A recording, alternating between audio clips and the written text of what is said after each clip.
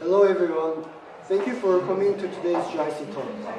My name is Gonyi Kim, today's GIC talk host. I'm honored to be here as today's host. Before you get started, please turn off your cell phone or put it on silent mode. Today, we are going to hold two GIC talks. Please be aware that the second GIC talk will start at 4 p.m., right after the first one. Now, let me introduce you to John Greenman, today's first GIC talk speaker. His GIC talk is entitled Finding Korea in a Small American City. And he will explain how his U.S. city, Columbus, Georgia, is connected to Korea. Our second GIC talk speaker is Annie Wang. This artist from Hong Kong will present her GIC talk entitled Reading Book Narrating Time. She will introduce 6 of her artworks and explain how to use books in art. When you first arrived, you should have received 2 pieces of papers like this one. You are welcome to write down your questions on them. Then John Greenman and then anyone will answer your questions during our Q&A portions, led by one of our English-speaking GIC talk volunteers.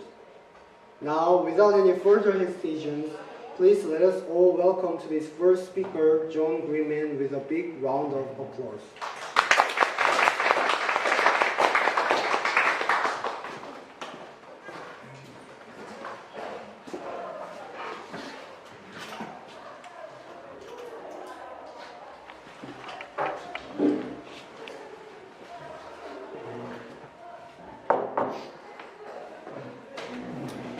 Thank you. I appreciate the invitation to be here. I arrived in Seoul on Thursday and have spent some time working with journalists in Seoul because that's my background. I was a journalist for 30 years and then joined the faculty of a university in Georgia as a journalism professor. But I took the wonderful KTX train from Seoul this morning and was greeted by Professor Shin, and I'm so glad to be invited. I have some comments for you, and then I'd love to hear your questions. And let me start with sort of the earliest immigrants to the United States were the so-called Pilgrims who left England and in the 17th century arrived in Massachusetts at a place that is now famously celebrated as Plymouth Rock. Plymouth Rock.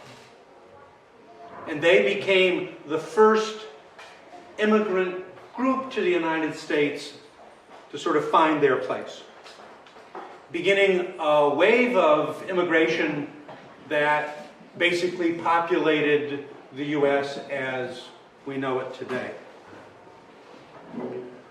When immigrant groups come to the U.S., they typically find some first place to visit, some first place to acquaint themselves in the city where they land.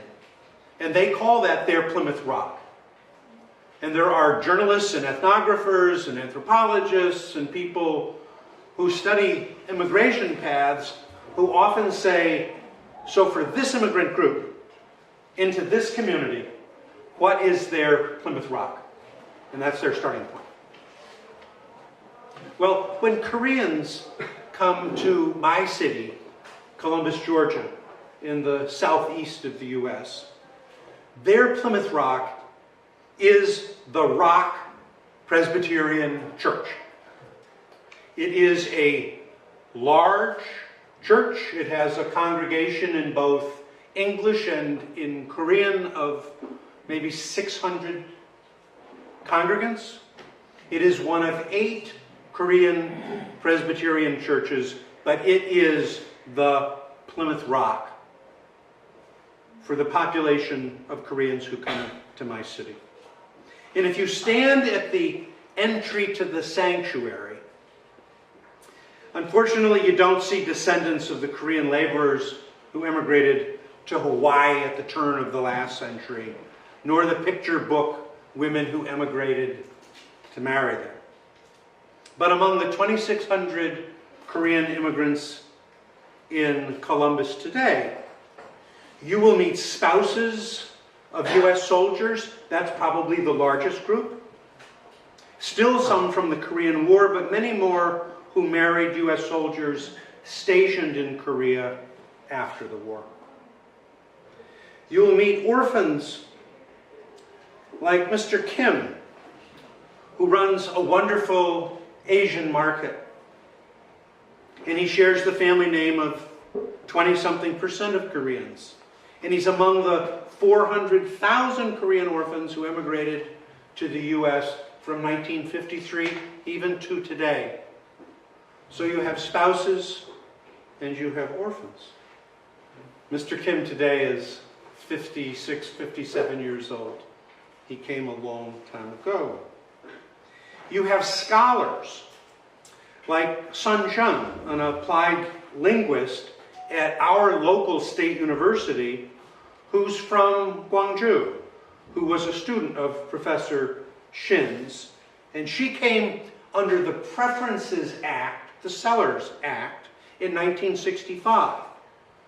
And that was the act that, among other things, normalized the ways that people from around the world can come to the United States, but established preferences for people with the kinds of skills that doctors and attorneys and scholars and accountants and scientists and engineers have. And that has propelled the next largest wave of Koreans to my community. You have Republic of Korea soldiers, like another Kim, Lieutenant Colonel Kim, who is the Korean Army's liaison officer at Fort Benning. And Fort Benning is an Army post in our town that trains all of the infantry and all of the armor soldiers in the U.S. Army. And many of them end up being posted to places where I'm going to go next, the forward operating bases toward the north, in the Uijeongbu area, Camp Red Cloud, Camp Casey. But many of them, especially their officers, come to Columbus, Georgia and Fort Benning. And they, too, end up at the Rock Presbyterian Church. And most recently, we have two more groups. And they are the executives and engineers at Kia's car manufacturing plant in our town. It is the largest Kia manufacturing plant in North America. Kia and its supplier companies have invested probably $3.5 billion and employ thousands of workers, most of them Americans. But some of them are executives who come from Korea, Seoul primarily, and stay in our town for 5 years and then must return. That's part of the deal that our State Department created to bring that plant to the U.S. But there's another group that's interesting. You have many Koreans who come to the United States to go to graduate school. And when they're finished with business school or they're finished with engineering school, they're looking for work that will give them the documentation so they can remain in the United States as workers. And they come to the Kia plant because it has a big demand for engineers. Not so much because they want to work for Kia, but they might. Good company. Tough to be an engineer there. But it gives them the documentation that they need to then move on if that's what they choose to do. So think about those groups. You've got executives associated with a Korean auto manufacturer. You have Korean soldiers. You have scholars. You have orphans. You have spouses. In this smaller city, Columbus, a city of just 200,000 people, I would make the argument that we don't have the largest Korean immigrant population in the country. By far we don't. But I think we can make the case that it may be the most diverse. that there is no other community in the United States, certainly no other smaller city, that has a Korean immigrant population that is as diverse, that comes in so many different categories. And that produces an especially rich experience for people like me who decide to pay attention. Some don't pay attention. But if you do, you discover this wonderful richness.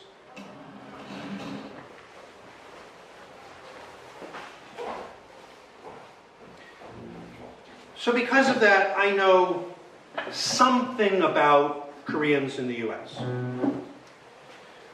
But I came to Korea to see if meeting Koreans in Korea, I might better understand Koreans in my city.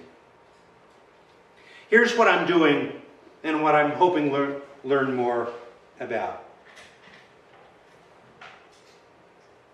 I intend to spend time with the military. There is to the north, as I mentioned, a joint force of US and ROK soldiers. It is the only place in the world where US soldiers are in combined forces with another country. That if you are serving in the US Army in Korea, if you are serving in the Korean Army in Korea, you will be in one unit with a single chain of command. And that chain of command might be populated by US soldiers, it might be populated by Korean soldiers, but as Colonel Kim said to me, we train together, we prepare to fight together. These are people who take the North seriously. They don't think of what exists today is simply political theater. They are at what the Army likes to call the pointed end of the sword. So I'm going to embed in some of their training next week at Camp Casey. I also hope in doing that to visit the city of Uijeongbu. Some of you may be familiar with the US film MASH. Uijeongbu is the nearby village of the US Mobile Surgical Hospital in that fictionalized account. And at that time, this village was just hundreds of people, and now it's a satellite city of Seoul with a population of over 1 million. It is said that during the Korean War, US troops introduced Koreans to rock and roll, baseball, and Spam. Today, only Americans consume more Spam than Koreans. Oh. Any of you eat Spam? Spam?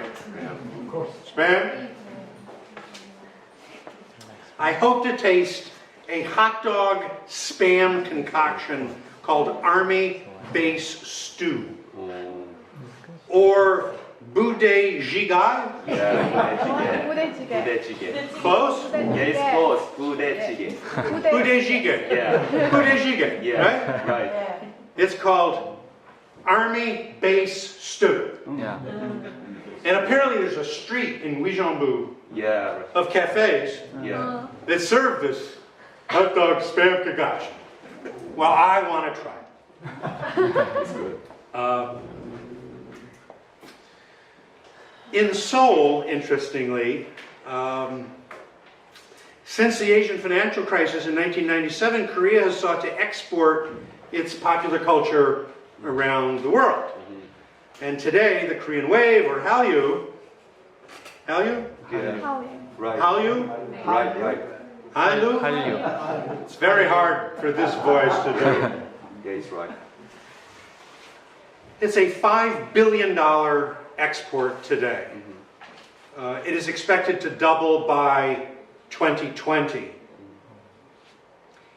It is the concept of saying Korea has great hard power, Korea has great soft power. If you can export the soft power and the dramas like Descendants and the boy and girl bands and the soloists and the this, and the that and the other. If the world comes to see that in positive ways, then they'll say, aha, that's Korea. And so when introduced by marketers to hard goods, like LG, they'll say, aha, same thing. And that grew out of that time in 1997 when the economy of this country was at terrible risk, where half of the highly integrated firms, like Hyundai, like Kaibols, failed. Half of them. And so the government, as Professor Shin was clear with me about in the car ride from the train, it gets done what it wants to get done. And this is an example of that. So I've been interviewing consumers and experts about how they think Hallyu will do in the West, including in the United States. So my time in Seoul is largely talking with 20 and 18 and 15-year-old girls about K-pop. Interesting. And I'm here in Gwangju to learn about the democracy movement, led here some 36 years ago, and how protest is a key to the Korean character, according to the economist Daniel Tudor. He says if you look at Koreans and you look at what's essential about their character, one of the three is protest. And protest, we certainly see here as a key part of the democracy movement 36 years ago. Today, Korea is the most democratic country in Asia. I hope to better understand why that's the case. So I want to know more about concepts like Chong, that invisible hug that bands people to one another. It doesn't exist in my country. And I want to know about Han, what's been described to me as a motivation that's driven by feelings of rage, or grief, or shame, or whatever. That doesn't exist anywhere else in the world. I'd like to know more about that. Korea has overcome a tragic history to become the greatest national success story of recent times. This economist, journalist Tudor says it's a story of rapid economic, political, cultural, and artistic achievement. So I look forward to knowing more with your help. What can you do to help me learn from you? So with that, let me ask you what questions you have and what else would you like me to talk about?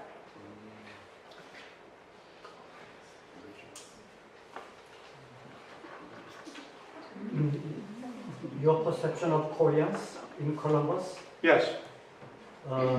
how they are different from immigrants from other countries? I grew up in communities where there was a pretty good knowledge about European immigration to the U.S. I grew up knowing about Italian communities and Irish communities and German communities primarily because I lived in the North and the Midwest. I didn't know much about Asian migration, hadn't lived on the coasts.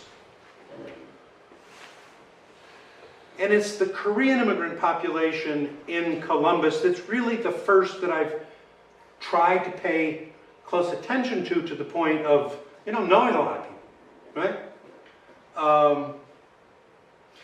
There is a sense of the group among Koreans, the sense of we. And that's notable in the Korean immigrant community in Columbus. And you see that in the church. Every Sunday there is the regular service that's pretty lively. And interestingly, it's very Scottish because it's Presbyterian. Yeah. The Presbyterian Scottish hymns that are all about guilt. Yeah. You hear these people singing them out. The most remarkable rendition of every verse of Amazing Grace. Yeah, that's a different sounding to my ear than in more typical white Anglo communities in Georgia. But I don't know if I've answered your question. I don't have the same sensibilities or knowledge or interest or contacts with Chinese, with Japanese. I've spent a lot of time in Vietnam. I've spent a lot of time in Cambodia. But I don't really know many Vietnamese immigrants to the U.S. or Cambodian immigrants to the U.S. I know them more in Asia. I've spent a lot of time in Singapore. I don't know any Singaporeans in the U.S., though I'm sure there's some. Lee Kuan Yew and all of his people must let folks go to the U.S. if that's what they choose to do, but why leave Singapore? Is that? Yeah. Other questions? Here. So this is not the question. So you mean, do you know more about the Korean, right? Do I know what? So do you know about the oral Korean culture or things like? Yeah. I'm missing part of what you're saying, but that's because I'm hard of hearing. So do you want to know more about the Korean, right? Yeah, I mean, I am interested in understanding. Sorry, I left the frame. No, it's okay. No. It's okay. They're videotaping this. They said, don't move. But I couldn't hear, so I had to move. Yeah. I apologize. It's okay. It's okay. Okay. So do you know this term regionalism? Mm-hmm. So regionalism was really common stuff in South Korea, maybe 20 years and 30 years ago. Yep. Because in the 1970s, 1980s, dictators Park and John dominated our countries. Yep. And they supported the Gyeongbuk and Gyeongnam province in here. For this reason, the people living in the Gyeongnam province hated the Park's dominance. Yep. And older generation, not our generation, Yeah. think of, the older generation living in the Gyeongbuk and Gyeongnam province that Park president was really good president, but here it's not. Yeah.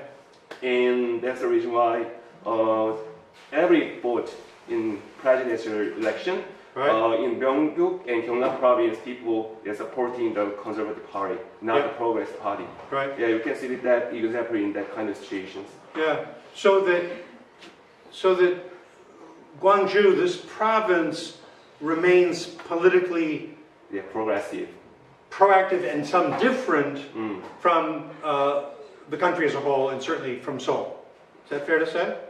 Seoul is a mixture of conservative and progressive party. Yeah. Right. Yeah, you know about the Gyeongbuk and Gangnam and Gangbuk, right? In Seoul, it's Gangbuk is supporting the progressive, and Gangnam is supporting the conservative. Yep. Like this. Right. And now there's a National Assembly that has representation from 3 parties. No one has a majority. Yeah, now. And that was very disruptive, this last election. Yeah, so nowadays, I think that the kind of regionalism is not common now, Right. than in the past. Right. But still, you can find the kind of examples now. Sure. Yeah. And I would think that the older generations in Gwangju wouldn't have such a high opinion of the United States because the United States supported the coup. The United States supported Park. The United States did really nothing to foster the democracy movement. I think a sense of anti-Americanism was probably the strongest at the time you're talking about it, then later in the 80s. And I don't know that it's disappeared. But I would understand that. So, for me, I'm trying to understand people that I know and admire in my city in Columbus. And I thought part of the way to do that was to come here. And so far it seems to be working. I'm learning stuff that I didn't know, and I think I'm going to be able to return to my city with a better understanding of them as a result of having been here. That's the idea. Okay? Yeah. Okay. Thank you.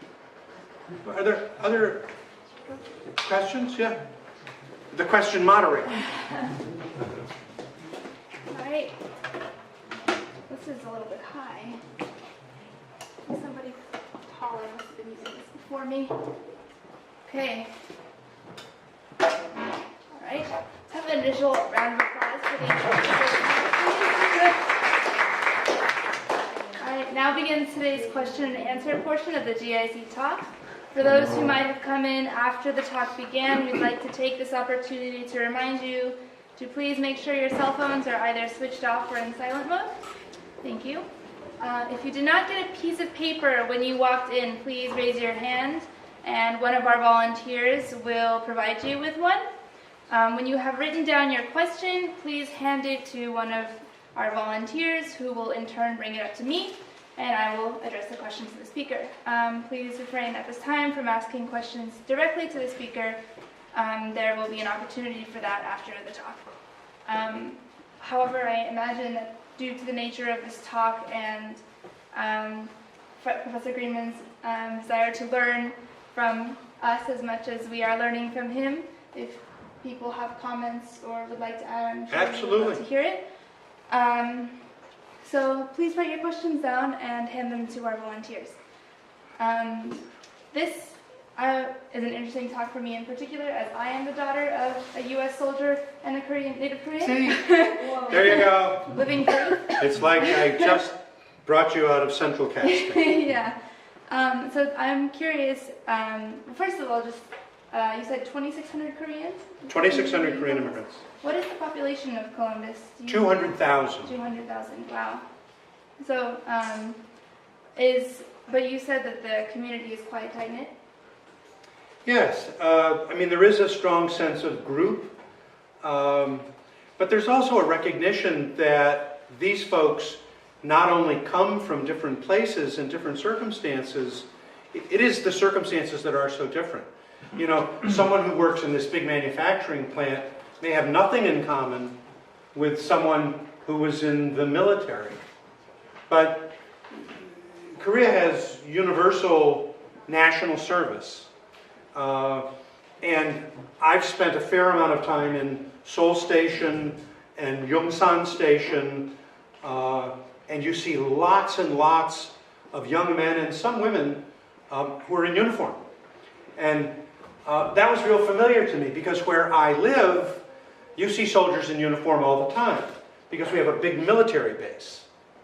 So that was immediately a way in which the experience in Columbus, Georgia, is similar to the experience in Seoul. You see a lot of young people in uniform, right? Yeah. You mentioned that the Presbyterian Church would be like the Plymouth Rock of Columbus. This particular church, yeah. Right. Is that something that is true for all of the diverse parts of the Korean American population, or the Korean population there? In the country or in Columbus? In Columbus. It's true for Columbus. I think it's fair to say that most of the Korean immigrant population in Columbus are Christians and they're Presbyterians.